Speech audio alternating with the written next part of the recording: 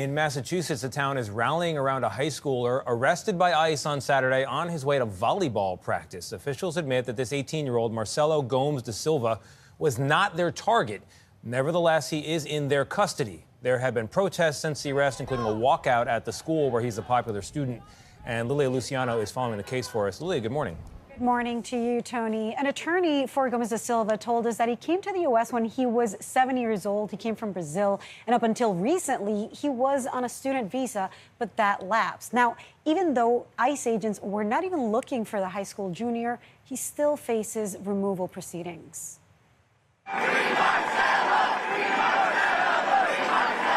Students at Milford High School staged a walkout Monday to protest the arrest of their classmate, 18-year-old Marcelo Gomes Da Silva, as part of an ICE operation over the weekend. His cousin, Julia Sampaio, was at the scene. He was telling ICE agents that he's a kid, he needs to go back to school, he wants to get his homework done, you know. Gomes Da Silva was arrested Saturday morning. ICE agents say in a vehicle registered to his father, who was, in their words, their target. The high school junior was on his way to volleyball practice. He's 18 years old. He's unlawfully in this country. And unfortunately, we had to go to Milford to look for someone else, and we came across him, and he was arrested. And I will say, his dad hasn't turned himself in yet, and his dad knows he's the target of it. Now, Gomes Da Silva is being held at an ICE processing center in Burlington, Massachusetts. Attorney Robin Nice is representing him.